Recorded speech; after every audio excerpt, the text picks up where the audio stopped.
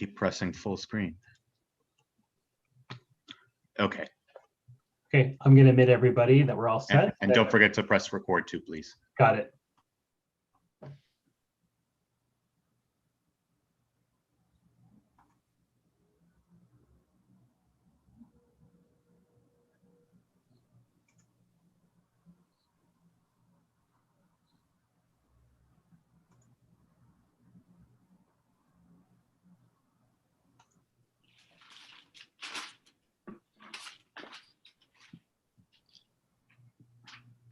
Okay, so we're ready to get started. Great. Welcome everyone to the Zicklin School of Business class of 20. Go ahead. That's okay. Welcome everyone to the Zicklin School of Business class of 2021 graduate student commencement celebration and virtual toast. We're so delighted that you could all join us today. I'm Helene Korn. I'm the Executive Director of Graduate Programs at Zicklin. And we're happy to be here today celebrating all of your accomplishments. Please feel free to use the chat feature throughout the event to offer good wishes to the graduates. We'll keep everybody muted for the interim, and you can submit, as I said, congratulations and questions through the chat function. Please note this is not commencement. Hope nobody is expecting that. We're not conferring any degrees this evening. It's purely a celebration. The degrees will be conferred in the event tomorrow morning, Thursday, May 27th at 10 a.m. The Baruch College Virtual Commencement Experience will be happening then.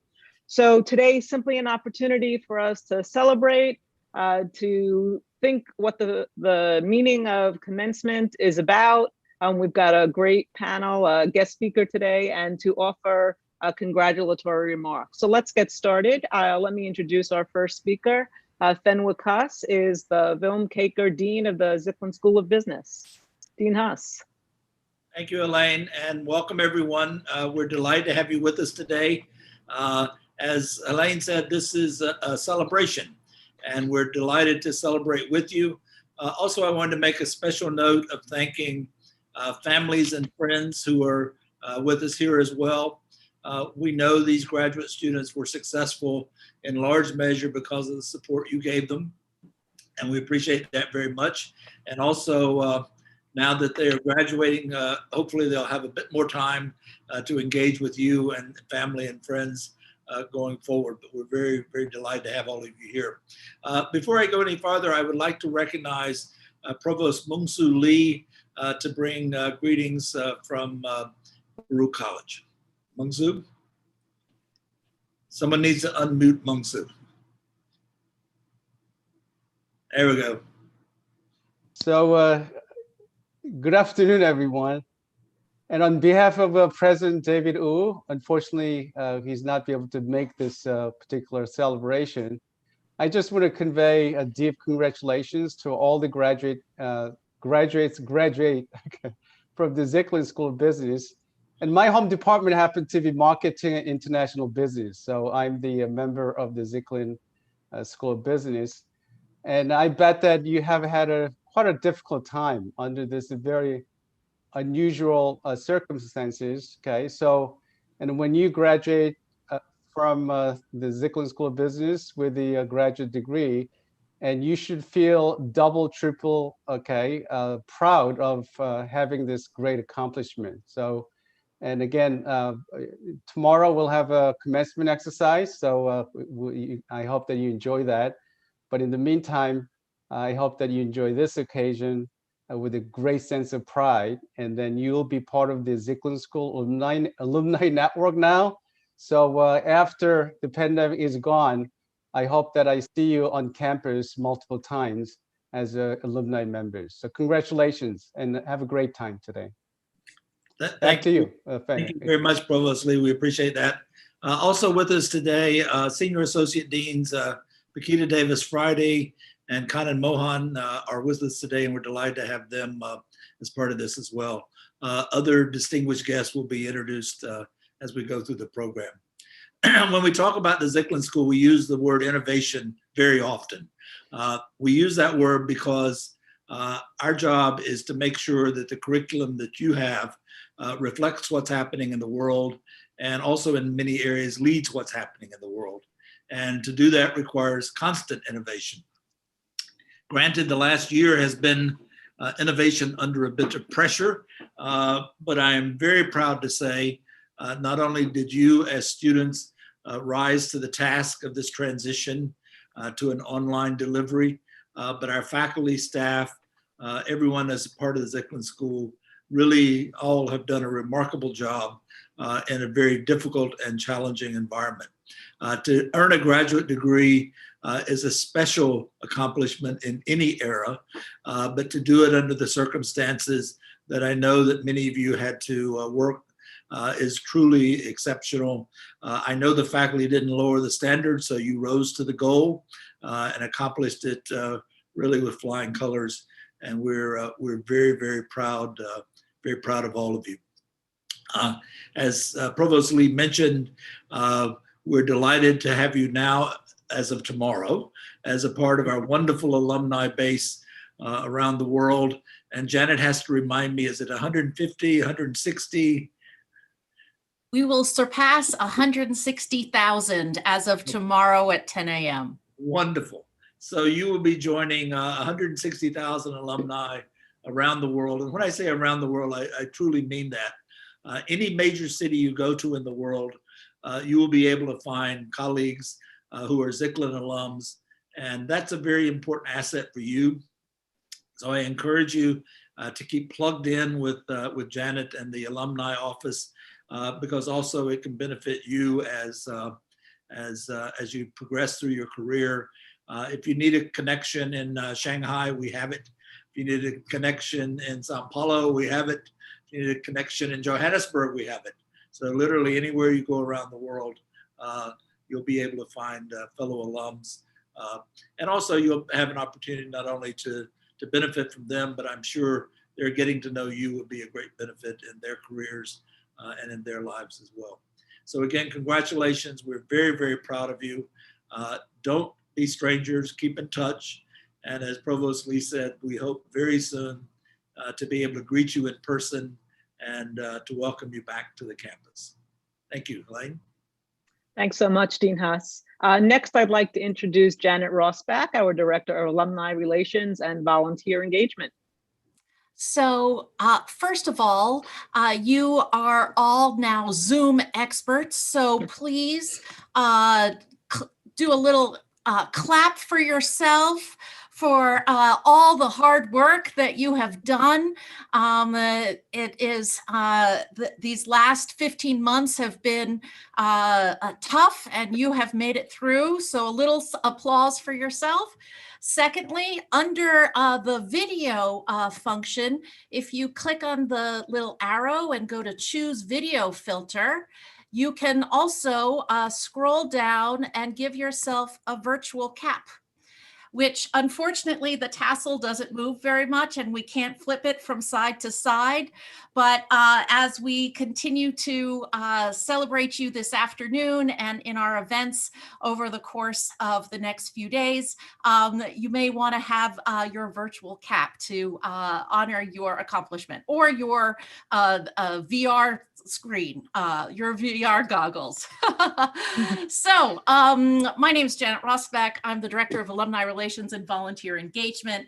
I steward our network of 160,000 alumni worldwide. As Dean Huss said, we're in 113 countries and in every state. We are building alumni networks around the world, as well as across industries, as well as within companies. We have alumni networks within some of our top employers, including Citi, KPMG, Goldman Sachs, Grant Thornton, EY, and Deloitte. And we will be developing more networks in the months and years to come. We also have affinity groups. Our LGBTQ Alumni and Allies group, our Latinx Somos group, our Robert C. Weaver Black Alumni Society, our Asian Heritage Alumni Network, and I am hoping in the year to come to build a women's network for all of our great women MBAs and women graduates of Baruch College. It really is our mission to serve you and to provide opportunities for you to engage with the college. We hope you will check us out on our alumni website and attend some of our upcoming events. We have a special gift for you all. We decided that instead of a mug or a t-shirt this year, that we would offer you an opportunity to prepare for the next chapter of your professional life. We have developed a partnership with the Financial Gym, which is a wonderful organization where you can work with a financial trainer to plan out your financial future. We have a free event scheduled for next Thursday, June 3rd, details of which I will put in the chat in a moment. And then we have 80 free one-on-one sessions, typically a $250 to $300 value, where you can meet with a trainer and talk about your plans. We want you to have as bright and successful a future as possible. My friends in the GCMC and our Office of Alumni Career Services will continue to provide you opportunities for career education as you go through your lives. In fact, we are partnering on an event on June 16th to give you tips and tricks on how to really make your LinkedIn profile shine. So stay tuned for details from us in Alumni Relations. I wish you all a restful, happy, wonderful Memorial Day weekend, tremendous success in the months and years to come. And I look forward to linking in with you so that we can stay in touch for years to come. Thank you so much. Thanks so much, Janet. Now I'd like to introduce our guest speaker for today, Erica Keswin, who is a Wall Street Journal bestselling author of Bring Your Human to Work and Rituals Roadmap. Erica, we're so delighted that you could join us to celebrate this important ritual of graduation. Before we jump in, let's make sure we're on the same page and talk about what is a ritual and how is it different from a habit, and also just point out that Erica said she can multitask and will check the chat if you have questions for her, and others will be monitoring the chat as well. So once we get into the conversation, if you want to add in any questions, please feel free. So Erica, what is a ritual and how is it different from a habit? Great. Well, hi, everybody.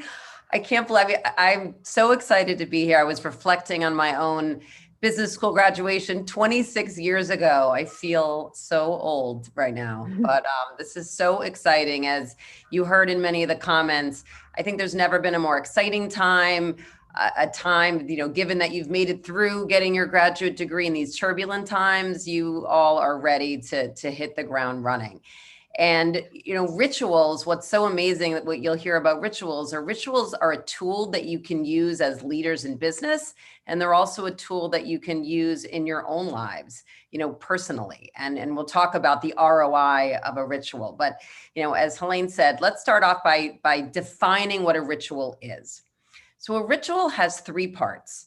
Number one, a ritual is something to which we assign a certain amount of meaning and intention.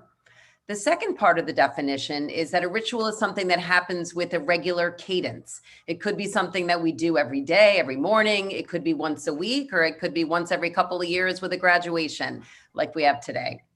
The third part of the definition is something, I'll be honest, that I hadn't really thought that much about until I started to dig into the science of rituals. And that is, a ritual is something that goes beyond its practical purpose.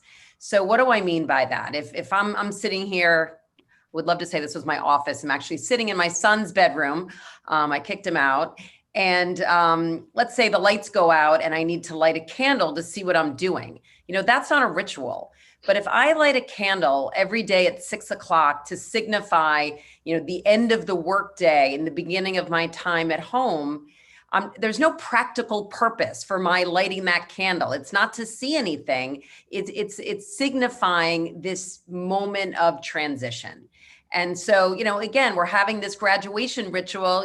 We could just as easily send the degrees in the mail, But tonight and tomorrow, coming together as a community, there's meaning and there's intention around it. So that's the working definition of a ritual. Erica, many of us tend to think of rituals around personal life events like commencement, graduation that you just mentioned. And the idea of rituals at work might therefore seem a little unusual. Can you explain a bit about why you wanted to study rituals at work? Yeah, sure. So thanks for that question. So when I wrote Bring Your Human to Work in 2018, and the idea behind that book was that creating a more human workplace is not only good for people, but it's great for business. That those two things are not mutually exclusive. And I will say, there's never been a time, at least since I've been doing this for the last, 26 years post business school, where leaders really need to think about how they are leading through this human lens.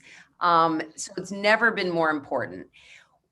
That book came out, and one of my aha moments from the book when I was looking back and getting the feedback was that, and I interviewed all kinds of leaders in the book, from CEOs of, companies like Microsoft and LinkedIn, to law firms, to banks, to small startups and companies that nobody's heard of. But a common thread was that many of the leaders were using rituals as a way to connect their employees with each other, to connect with their direct reports, to connect with their clients and customers, and also to connect with themselves. So many of them weren't calling it a ritual per se when I wrote Bring Your Human to Work, but it was a common theme. And when I had that sort of epiphany, I was not looking to writing another book right away, but I said, you know what, this is something I really want to dig into, because what's amazing about rituals, and what you'll start to see as we hear some of the examples from the book and hopefully hear about some of your rituals, is that rituals they're highly accessible and they don't even have to cost anything. So there's something that as leaders, they are really within, your realm, that you can bring them to the table and have real impact. That's great. As you know, in business today, everything is measured, right? And that's something that our business school students know as well, right? We focus on rankings, we focus on, what's the value of the degree, what do you get out of it? So what's the ROI of a ritual? That's an expression or a measurement that many of us are comfortable with. And how should we think about incorporating rituals as a tool to lead in these uncertain and turbulent times? So, after business school, there weren't many people in my graduating class who were going into the human capital space. And so I was used to many years of people, maybe they said it to my face or maybe they didn't, but thinking that some of this work on the organizational side and on the leadership side was a bit soft and fuzzy. So my work has always tried to focus on not only sharing the stories of why creating a human workplace is important and rituals, but also the impact on the business, the data and the science. And I will say that, as I said when we started, that the good news is for all of you, going into these new leadership roles, or, some of you are probably not changing jobs, some of you will change jobs as a result of your MBA. But there's never been a time, at least when I've seen, more leaders finally get it and understand the value of the human piece. So I took all the data and the science and boiled it down to an equation called the 3 Ps of rituals. This is what rituals give us, both personally and at work. So the first P is that rituals give us a sense of psychological safety and a sense of belonging and inclusion. The second P is that rituals give us an opportunity to connect to purpose and values. And I'm sure in many of the classes that you've taken over the last few years, you've thought about and talked about, what is the underlying purpose of some of the businesses that you've studied, that many people want to go work for organizations, not just because they produce a widget, but that there is some connection to a larger purpose. And you add those 2 Ps together, and you get the third P, which is that boost of performance. So what do I mean by that? On the personal side, when we have rituals in our own lives, rituals give us, because they give us a sense of safety and connection, we get that burst of oxytocin, that feel-good hormone, which I know tomorrow at 10 a.m. you are all going to feel, just even on Zoom, coming out from all ends. But rituals also reduce our stress by reducing our cortisol. So there is a physiological response that we feel in our bodies that, again, I know you're all going to feel tomorrow. On the work side, many studies, and I'll pull out one that really resonated with me, which was companies where people feel that very strong sense of psychological safety, where they can bring their whole self to work, where they don't have to check who they really are at the door. Collaboration goes up by 47% and productivity goes up by 50%. And so I think intuitively, and I'm sure you've touched on some of these issues in your classes, but the data is real. So for you as leaders, you should think about it. And I'm excited that whoever wanted a book was able to get, one of the books. And if somebody didn't get it, I saw Melissa, I think she had it in the background of her screen, right, Melissa? But this is what it looks like. We'll figure out a way to get you one. But rituals are, they're tools that you can use to help your team, your department feel more connected to each other. And the way that the book is structured, so if you're thinking about, well, where are these rituals at work? Where are they popping up? They are popping up all throughout the employee experience. And that's how this book is structured. So beginning with the beginning, which is onboarding and recruiting. I mean, what more important time is there to make people feel connected and part of something than on the first day of their job? So many of you, you're all going to deal, whatever role you're in, you're going to have to think about onboarding new people. And I'm sure many of you have already done it during this pandemic. Rituals around meetings. There's a whole chapter around, how do we have better meetings in Zoom, on Zoom and in person. Rituals around professional development, rituals around celebrating milestones. There's a whole chapter on rituals around eating together, and even on Zoom, but, eating is an important cultural, part of our lives. And, as we heard from the dean in the beginning, this is that you are now part of this global community, and hopefully we will be able to eat together in person someday. So that's the ROI. That's where rituals show up. And, I'll Helene, hand it back to you if you want to touch on rituals in any of those buckets, or if any of you want to share rituals in your organizations or in your lives that kind of hit on some of those areas where we see opportunities for rituals. Thank you, Erica. I just put a little bit about you in the chat so folks could know a little bit about your background and your couple of books, but that Bring Your Human to Work. And we have 100 books available for the folks that RSVP'd.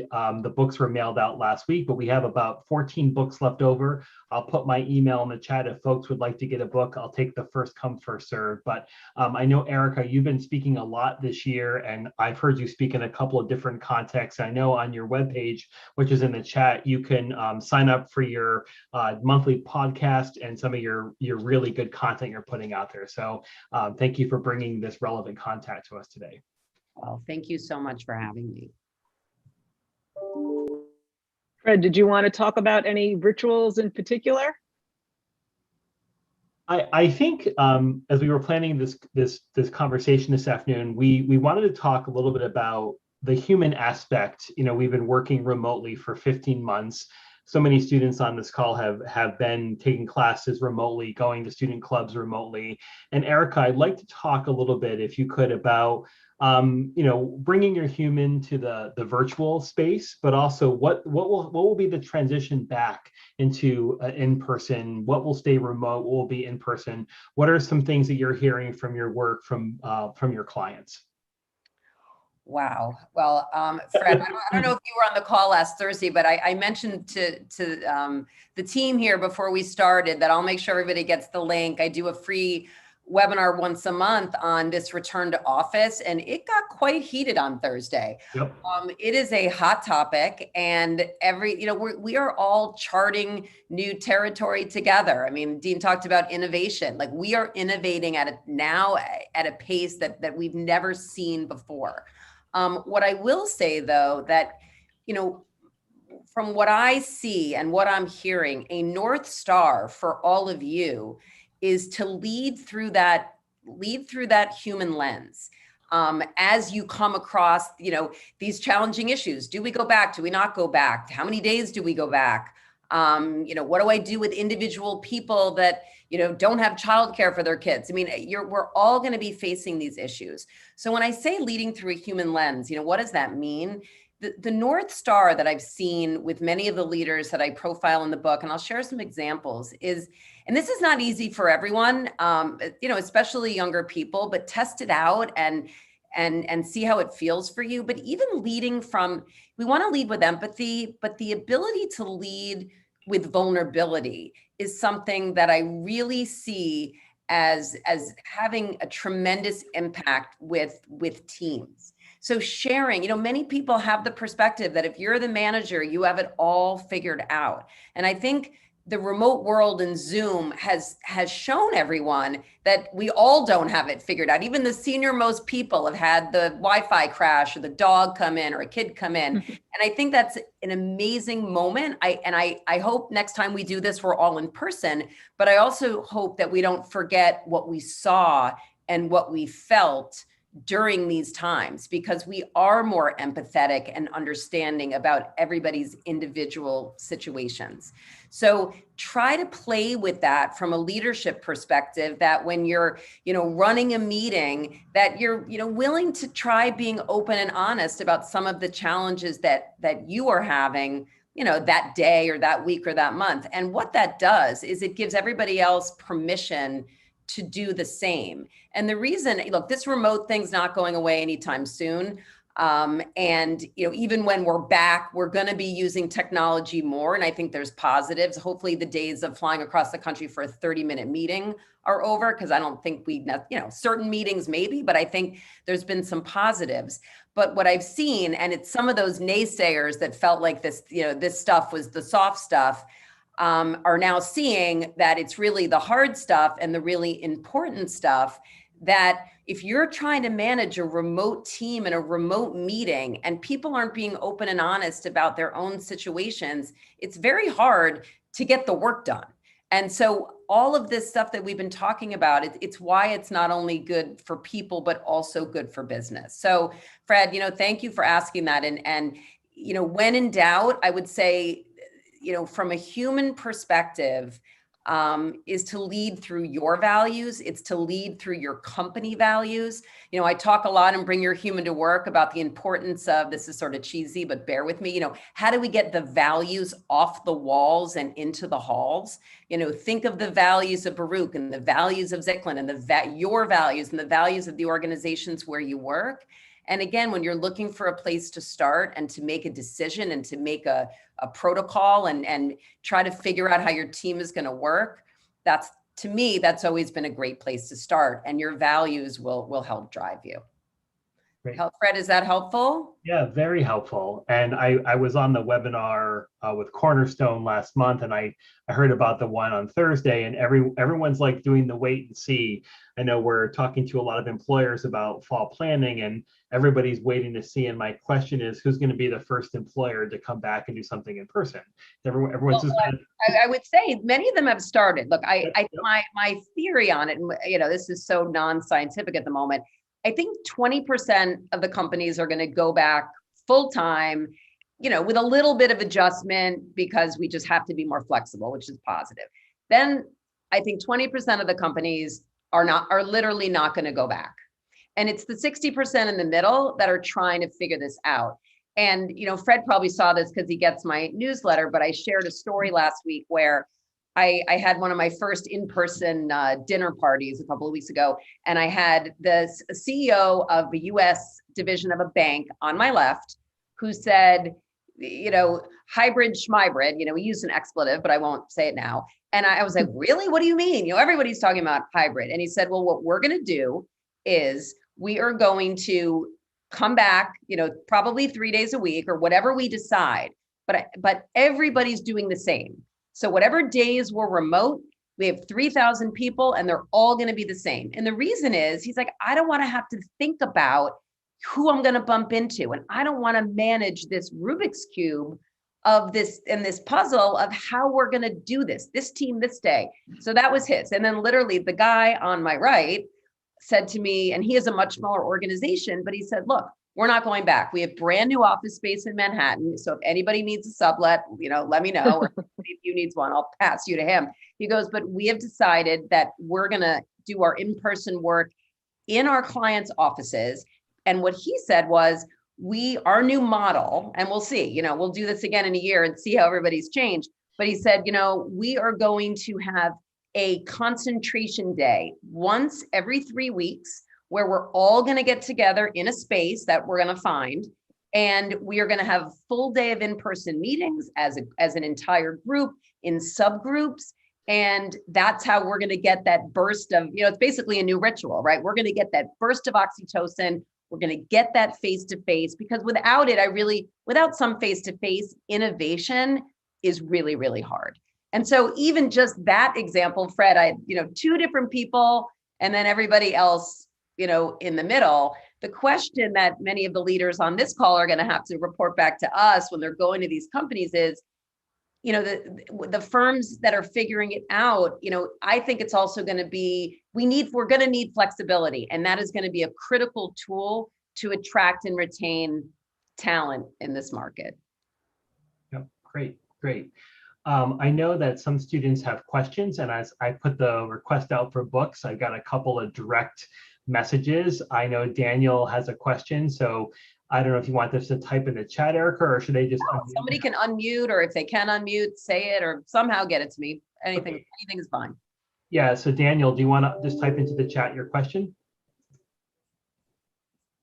We'll give a minute to put that in the chat.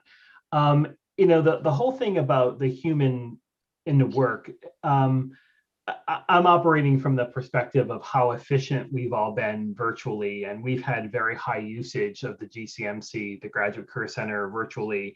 And we want to come back to campus, but we're also mindful of the structure in which we work. But do you have any advice, from like best practices? Like what are some things that you've heard from your clients that have really been like top-notch examples of stellar virtual experiences or virtual things, virtual meetings, or just what's going on in the corporate space as a best practice? I would say, for virtual meetings, one of the things I often say is beginnings and endings are, prime rituals real estate. And so when you think about a meeting, how do you begin the meeting? How do you end the meeting? Are 2 really great opportunities for rituals and for those moments of connection. Eileen Fisher, the clothing company, they ring a chime at the beginning of every meeting. Toyota somebody shares a safety tip to keep everybody focused on the value of safety. And again, these are opportunities to connect back to your values. So I think it depends on the purpose of the meeting. And, from in terms of, the career management center, you could start off the meeting with a story of somebody that was able to use one of the resources and the impact that it had. And it really goes back to the purpose. But you want those moments to bring people together. If it's an internal meeting and you're all coming together to work on a project, one of the things that's really important right now are these rituals around checking in. And this is in person or virtually. And, one of the things that I have seen is that in the beginning of the pandemic, every meeting was spent on making sure people were safe, were healthy, and was their technology working. That was the beginning. 6 months in, I'd say half the meeting we were working, half the meeting was still checking in and figuring things out. Now we're 15, 16 months into this, and people will say, do I need to keep checking in? And I strongly believe the answer is yes, that we do, but we also have to get our work done. And so I have been seeing many of these check-in rituals where you can literally spend 5 minutes going around the Zoom and asking people to share one adjective to describe how they're showing up in that moment. And for all of you graduates, this could be interesting, something to bring to your manager, or if you're running the meeting, to do. And it's inclusive. If you have, introverts on the group, in the team, you let them know ahead of time, but it takes just a few minutes. And the reason why a ritual like this is really helpful virtually, and especially in these turbulent times, is that, as we know, all of these days are so different, even though we're coming out of this. I shared last month on my call that, my son just had COVID. I'm thinking that and he's fine, but thinking we were out of it, but we're still in a very, challenging moment.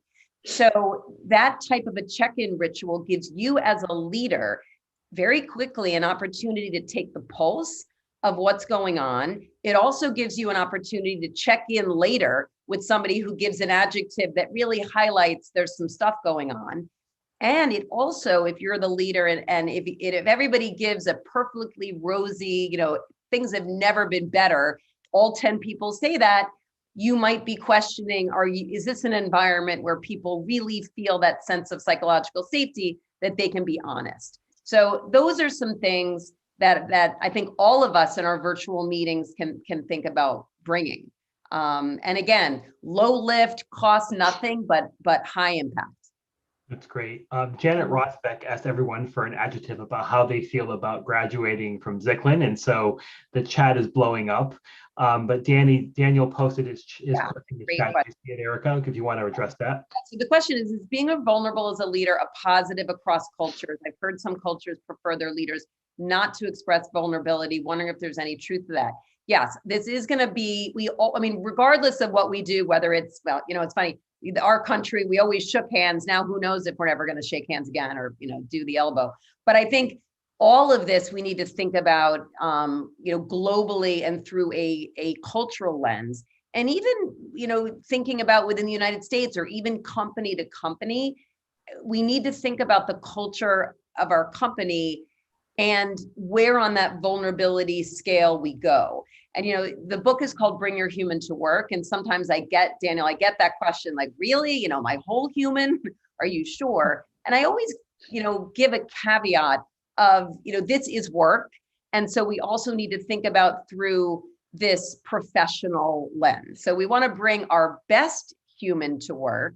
And I would gauge this sense of vulnerability within the context 100% of your culture, of your industry, and of your firm specifically. And I would test, things out within that. But I will stand by, this idea that, one of the leaders that he's on my podcast, actually, you can hear directly from him, Bill Koenigsberg, who's the CEO of Horizon Media, who shared, among some other leaders, that their employee engagement has never been higher, which in many ways, especially somebody that wrote a book called Bring Your Human to Work, thinking about it from an in-person perspective, thinking, wow, how can employee engagement be higher than it was before?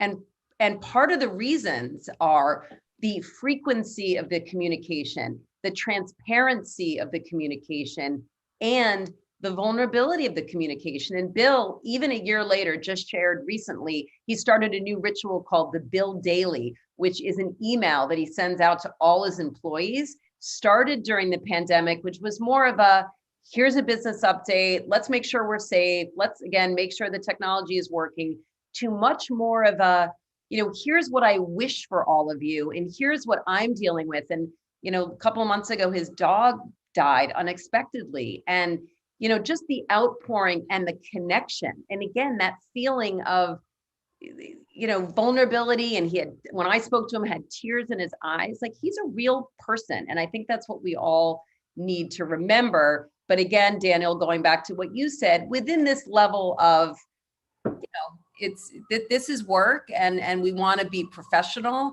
but let's figure out that sweet spot of being real and being human within a professional environment. So thank you for that. Great Thanks, question. Erica. On a related note, some themes that leaders are confronted with quite a bit these days, or that they're thinking about, are themes such as wellness and diversity and inclusion. So how do you ensure that rituals are inclusive, and how do you make adjustments when the rituals no longer align with what the values of the organization are? Yeah, You undo them if you need to. I have very typical sirens going by my apartment right now. So here we are.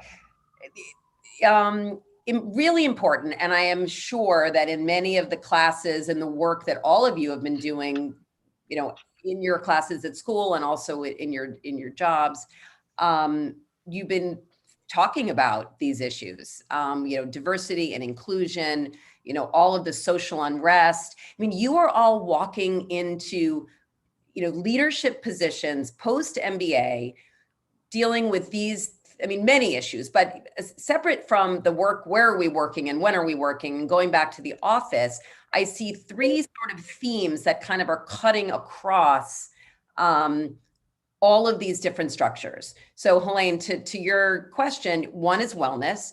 There's, many webinars that I've been on and participating in are around wellness and mental health, the destigmatization of mental health. You're all going to be dealing with issues around that with your employees. The second is diversity and inclusion, and also how, when, and where we all speak out on social issues. On where rituals come into play, it's interesting. One of the ways I found and helped companies find out what their rituals are in their organizations was I came across a question that helped people get that aha moment. Yes, those are our company rituals. So I'll spill the beans for those of you who haven't read the book yet. But the question is, I said, for example, to Marisa Andrada, who's the chief HR officer at Chipotle, when do employees at Chipotle feel most Chipotle-ish? Very technical, most like a Chipotle employee, so you could think about it, or we could put it in the chat, when do students, in the Zicklin School of Business feel most Zicklin-ish? Is there a cornerstone class? Maybe it'll be tomorrow graduation. Think about what those amazing moments are, or, Janet, what are some of those moments when people really feel part of the alumni community, starting after graduation tomorrow. So that's how I help people figure out their rituals. But interestingly, I got some, a few of the people, their eyes sort of, got a little watery and had this aha moment when they realized that many of the moments where their rituals really brought people together in their companies were only around happy hour, only around drinking. Or some people would say, wow, I realized that everything we did started at 7 p.m. Well, that's not so inclusive, right? That's not going to work for people with young kids and people, taking care of elderly parents. And so it was a really interesting conversation that, rituals can be a power for inclusion and a power for good when we all go around the room and share how we're, an adjective.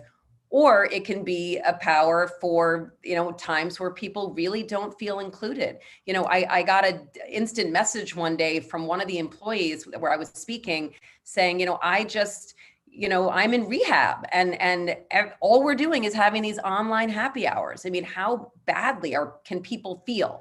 So the positive in the conversation here is you all can use rituals as a power, and through this lens of your values, to think about ways to make everybody feel included. And again, you can do it in a way that's accessible, that doesn't have to cost anything.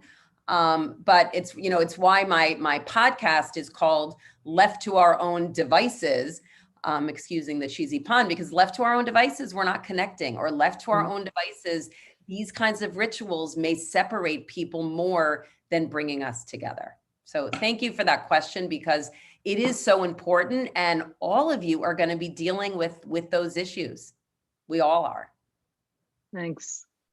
Rebecca Watts from the Zicklin graduate admissions team posted in the chat before that on somebody's birthday or last day of work, the team does something like play a game to make it different. So what are some your favorite fun rituals that you talk about that you've encountered?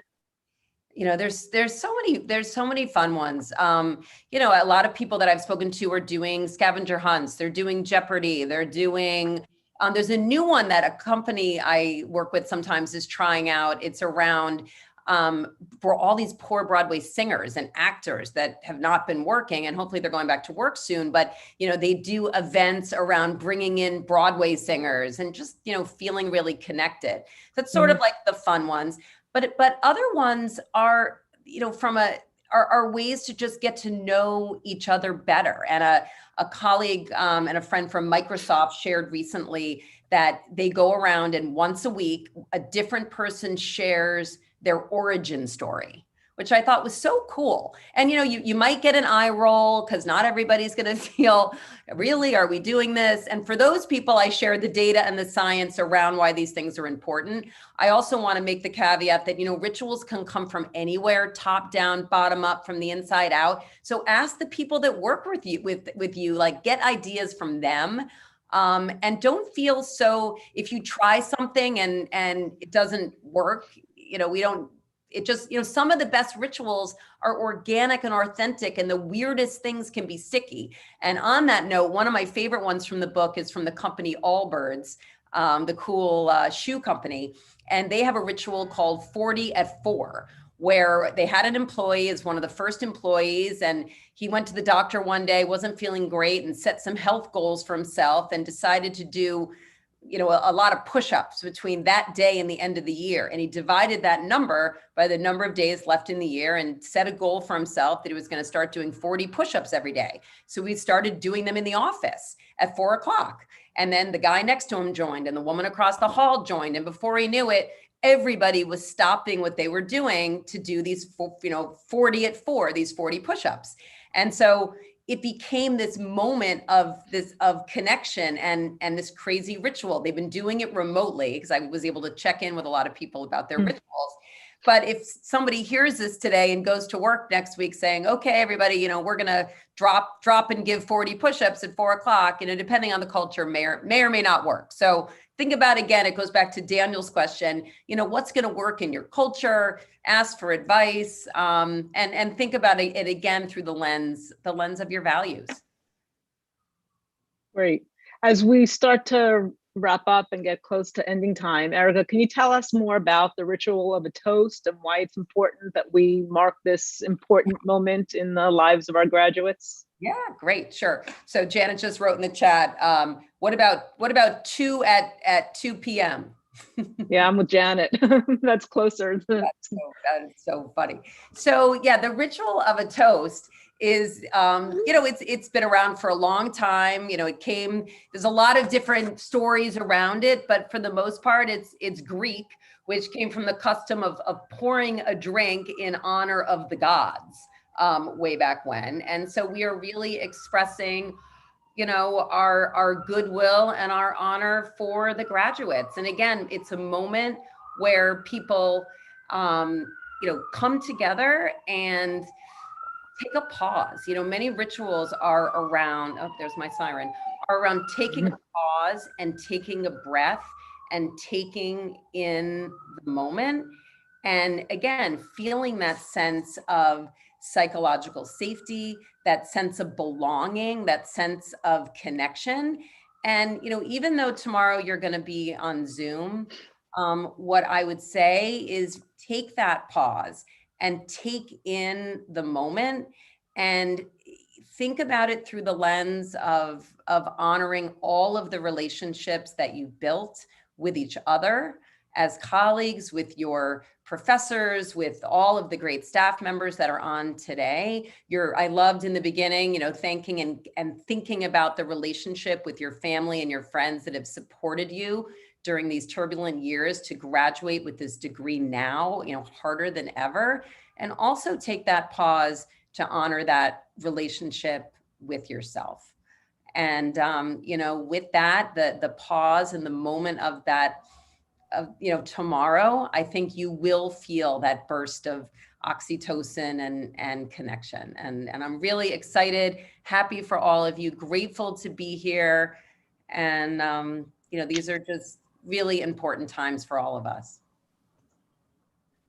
Thanks so much, Erica. We're really happy that you were able to join us today, and you've set us up nicely for the main event this afternoon, which is a virtual toast to the MBA and MS class of 2021. And if everyone would like to turn on their videos so we can all see each other as we celebrate the graduates and prepare to toast them, just want to share a few appropriate words from an old African proverb. If you want to go fast, go alone, goes the saying. If you want to go far, go together. And so just know that all those that were supporting you to get to this point, the faculty, the staff, your colleagues, your family, your friends. We hope you'll go far together with the benefit and the support of everybody else. And we know that wherever it is you go, we know it will be great, and we'll be really proud of what you accomplish, and we'll be excited to hear what that is, and hope you'll come back to campus to tell us all about it. So if anyone and everyone has a glass that they want to raise, whatever they might be drinking, congratulations to the class of 2021. And thank you so much for joining us today. Congratulations, everyone. Congratulations. Cheers. Congratulations. Congratulations. Welcome to your network.